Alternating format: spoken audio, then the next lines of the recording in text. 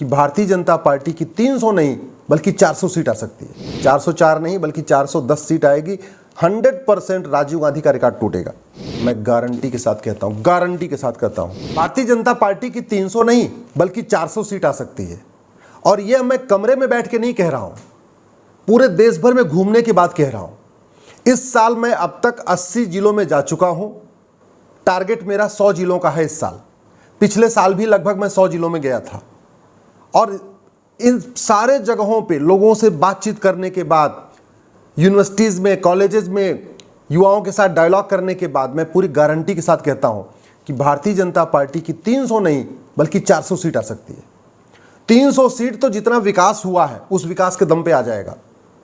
लेकिन अगर सरकार कुछ कानून बना दे तो 400 सीट आएगी। और जो 1984 में राजीव गांधी जी को 404 सीट मिली थी वो रिकॉर्ड भी टूट जाएगा। मैं गारंटी के साथ कहता हूं कि राजीव गांधी का रिकॉर्ड जो 1984 में 404 सीट का था वो 2024 में वो रिकॉर्ड टूट जाएगा।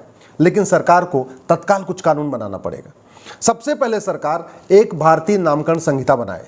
ये जो गुलामी के नाम चल रहे हैं, जो आक्रांताओं के नाम पे सड़क मोहल्ले गलियां चल रही हैं, जिलों के नाम चल रहे हैं, स्थानों के नाम चल रहे हैं, शहरों के नाम चल रहे हैं, इनको तत्काल बदलने के लिए एक भारतीय नामकरण संहिता बनाए। बहुत सारे मुगलों के नाम पे चल रहे हैं और बहुत सारे स्थानों का नाम अंग्रेजों के समय में बदल गया। जैसे कर्णपुर को कानपुर हो गया, जबकि आंखपुर, नागपुर, हाथपुर नहीं होता। लेकिन KARNPUR कर्णपुर था, उसमें अंग्रेज उसको आर खत्म करके कानपुर बना दिया। तो इसलिए मैं कह रहा हूं सरकार तत्काल एक भारतीय नामकरण संहिता बनाए। वो देश भर में जितने इस तरीके के नाम हैं सबको जांच करे, उनके पुराने नामों को पता करे और पुनः उनको बहाल करे। इसी तरीके से सरकार तत्काल एक भारतीय धरोहर संहिता बनाए। भारतीय धरोहर संहिता में क्यों कह रहा हूं? क्योंकि मुगलों के टाइम में, अंग्रेजों के टाइम में बहुत सारे हमारे पौराणिक स्थान, ऐतिहासिक स्थान, धार्मिक स्थान तोड़े गए और वहां अवैध कब्जा हो गया। उदाहरण के लिए अयोध्या तो चलो बन रहा है कोर्ट के जरिए, लेकिन 1670 में औरंगजेब ने मथुरा में भगवान कृष्ण की जन्मभूमि को तोड़ा। 1377 में तुगलक ने अटाला देव मंदिर को तोड़ा। 1669 में औरंगजेब ने काशी विश्वनाथ ज्ञानवापी को तोड़ा। 1410 में अलाउद्दीन ने रुद्रमहालय जो गुजरात में उसको तोड़ा। इसी तरीके से अहमद शाह ने 1552 में भद्रकाली मंदिर जो कर्णावती में है उसको तोड़ा। पंडुआ जो पश्चिम बंगाल है वहाँ पे तोड़ के 1373 मदीना मस्जिद बन गई। इसी तरीके से विदिशा में 1658 में औरंगजेब ने वीजा मंडल मंदिर बना दिया, मंदिर को तोड़ के। अपना दिल्ली में कुतुबुद्दीन ऐबक ने जैन मंदिरों को तोड़ के कुतुब मीनार बना दिया। तो एक भारतीय धरोहर संहिता बनाइए। उस भारतीय धरोहर संहिता में एक्सपर्ट हों, वो ये देखें कि आक्रांताओं के समय में जो हमारे पौराणिक स्थान तोड़े गए हैं, ऐतिहासिक स्थान तोड़े गए हैं, वो कौन कौन से हैं, उनका पुराना स्वरूप क्या था और उनको बदलने पर अपना सुझाव दे। इसी तरीके से भारत में भारतीय भाषाएं धीरे धीरे दबती जा रही हैं। विदेशी भाषाओं का प्रचार प्रसार हो रहा है। स्कूलों में फ्रेंच पढ़ाया जा रहा है, जर्मन पढ़ाया जा रहा है, इंग्लिश तो चलो एकदम नॉर्मल सी बात हो गई है। भारतीय भाषा संहिता बनाए। और संविधान का आर्टिकल 344 भी यही कहता है। संविधान का आर्टिकल 344 कह रहा है कि सरकार को एक भारतीय भाषा आयोग बनाना चाहिए था जो अंग्रेजी को ख़त्म करने और हिंदी को प्रमोट करने के लिए बनाना चाहिए। वो आज तक भारतीय भाषा आयोग नहीं बना। इसी 344 में ये भी लिखा हुआ है एक 30 सांसदों का एक समिति बनेगी जिसमें 20 सांसद लोकसभा के होंगे, 10 सांसद राज्यसभा के होंगे। वो लोग भी बैठेंगे, वो भी विचार करके अपना सुझाव देंगे कि कैसे भारतीय भाषाओं का प्रचार प्रसार हो, विदेशी भाषाओं को कमज़ोर किया जाए। लेकिन आज तक वो आयोग बना ही नहीं है, तो सरकार इसको बना दे। इसी तरीके से भारतीय शिक्षा संहिता, मुझे समझ में नहीं आ रहा है कि हम इतिहास में आज भी मुगलों को क्यों पढ़ा रहे हैं। हमारे पास पढ़ाने के लिए चीज़ें कम हैं क्या? हमारे पास चारों वेद हैं, 18 पुराण हैं, उपनिषद हैं, भगवत गीता है, रामायण है। जब इतनी सब चीज़ें पढ़ाने के लिए हैं तो हम फिर प्राइवेट किताबें क्यों पढ़ा रहे हैं? हमारे पास एक से एक बढ़ के राजा हैं। राजा पृथु, धुंधुमार, मांधाता, भरत, असित, सगर, अंशुमान, दिलीप, भगीरथ, रघु, ऐसे एक से बढ़कर एक राजा हैं। फिर हम ये आक्रांताओं को क्यों पढ़ा रहे हैं? तो इसलिए कह रहा हूँ एक भारतीय शिक्षा संहिता सरकार तत्काल बनाए और वैदिक शिक्षा, प्राइमरी में वैदिक शिक्षा और गुरुकुल शिक्षा व्यवस्था लागू करे। आप देखिए गारंटी के साथ 404 सीट आएगी। 404 नहीं बल्कि 410 सीट आएगी। 100% राजीव गांधी का रिकॉर्ड टूटेगा। सरकार भारतीय दंड संहिता जो भी खत्म करने के लिए बिल लाई है, लेकिन उसको ऐसे करे कि भ्रष्टाचार अपराध के सभी कानूनों को मिला के एक कानून बना दे। ये घूसखोरी, जमाखोरी, मिलावटखोरी, कालाबाजारी, नशा तस्करी, मानव तस्करी के जो अलग अलग कानून अभी भी चल रहा है, इसको सबको मर्ज करे, one nation one penal code यानी भारतीय दंड संहिता बना दे। ये पुलिस का जो कानून 1861 का चल रहा है, उस जिसके कारण पुलिस सत्ता की गुलाम बनी हुई है। पूरे देश में पुलिस एक जैसा व्यवहार नहीं करती। यूपी की पुलिस अलग तरीके से व्यवहार करती है, बंगाल की पुलिस अलग तरीके से व्यवहार करती है। यूपी की पुलिस घुसपैठियों को पकड़ती है, धर्मांतरण कराने वालों के खिलाफ एनएसए लगाती है, बाकी राज्य की पुलिस नहीं लगा रही है।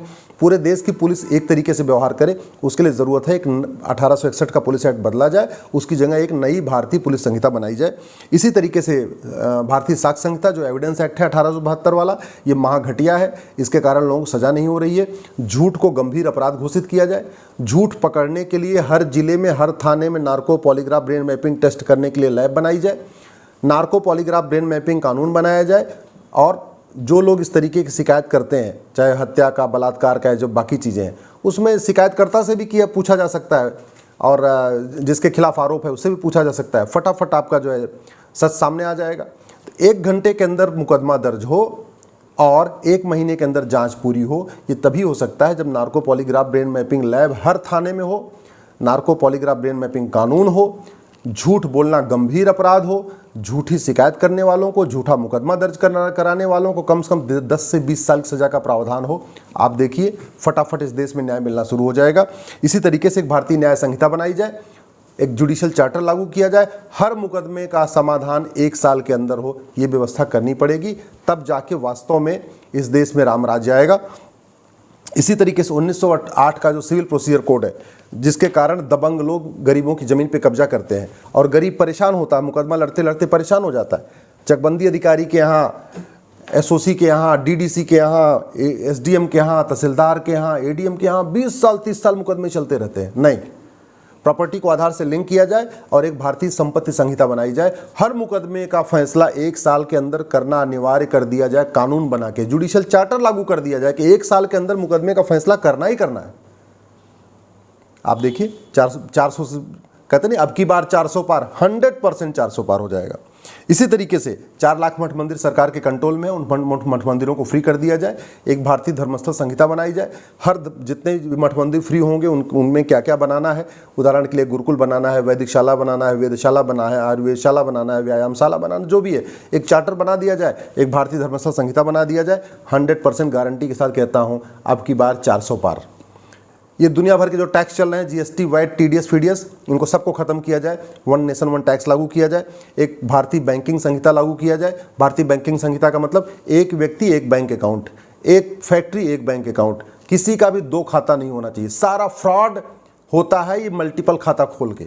एक व्यक्ति का एक खाता हो, एक ऑफिस का एक खाता हो, एक फैक्ट्री का एक खाता हो, एक व्यापारी का एक खाता हो, एक अधिकारी का एक खाता हो, एक नेता का एक बैंक खाता हो।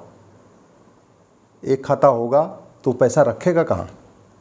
दुनिया भर के लाकर उसके पास नहीं होंगे। एक खाता होगा, एक ही लाकर होगा तो पैसा भी नहीं रख पाएगा। मुझे लगता है एक व्यक्ति एक खाता लागू करने से और एक भारतीय बैंकिंग संहिता लागू करने से बहुत हद तक भ्रष्टाचार कम हो जाएगा। एक चुनाव संहिता हो, एक देश एक चुनाव पे चर्चा चली रही है, और एक देश एक चुनाव के साथ साथ एक देश एक वोटर लिस्ट हो। इसी तरीके से 1 से ज़्यादा सीट से चुनाव लड़ने पे प्रतिबंध हो। जो आदमी जाति भाषा क्षेत्र का जहर घोले चुनाव में, उसके चुनाव लड़ने पे प्रतिबंध हो।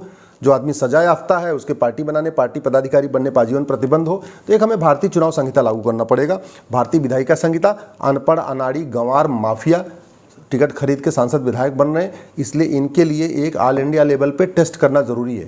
जैसे टीचर्स का टीचर एलिजिबिलिटी टेस्ट होता है, बैंक में जाने के लिए आपका पीओ का टेस्ट होता है, आईएएस बनने के लिए आईएएस का टेस्ट होता है, ऐसे ऑल इंडिया लेवल पे जैसे आईएएस है ना, इंडियन एडमिनिस्ट्रेटिव सर्विसेज, ऐसे आईएलएस होना चाहिए, इंडियन लेजिस्लेटिव सर्विसेज।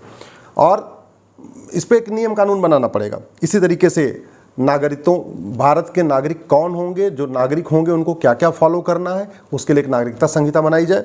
भारतीय कर्तव्य संहिता, फंडामेंटल ड्यूटी है, लेकिन फंडामेंटल ड्यूटी जो फॉलो नहीं करते उनके लिए कोई कानून नहीं है, कोई अपराध नहीं है, उसके लिए एक भारतीय कर्तव्य संहिता। छोटा परिवार सुखी परिवार होता है, हम दो हमारे दो सबके लिए लागू हो, इसलिए एक भारतीय परिवार संहिता। इसी तरीके से अश्लीलता फैलती जा रही है, अश्लीलता को कंट्रोल करने के लिए एक भारतीय संस्कार संहिता। और बिजनेस व्यापार जो आज छूट मिली कि आदमी कुछ भी कर सकता है, शराब की फैक्ट्री खोल सकता है, हुक्का बार खोल सकता है, बियर बार खोल सकता है, नहीं।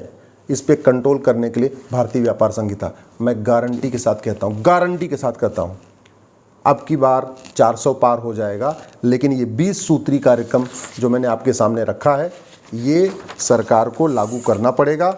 अभी लागू करने का समय तो नहीं है, लेकिन कम से कम अपने मैनिफेस्टो में लेना पड़ेगा। इसके लिए पब्लिकली अनाउंस करना पड़ेगा कि भैया हमको आपकी बार 400 सीट दो, मैं ये 20 सूत्री कार्यक्रम लागू करूंगा। मैं गारंटी के साथ कहता हूं, इस बार जनता जाति के आधार पर वोट नहीं करेगी, भाषा के आधार पर वोट नहीं करेगी, क्षेत्र के आधार पर वोट नहीं करेगी, कैंडिडेट का चेहरा नहीं देखेगी, केवल मैनिफेस्टो देखेगी और मैनिफेस्टो के आधार पर आपकी बार मोदी जी को 400 सीट देगी। जो राजीव गांधी जी को 404 दिया था, उसका भी रिकॉर्ड तोड़ के देगी। वीके न्यूज, राष्ट्र के नाम।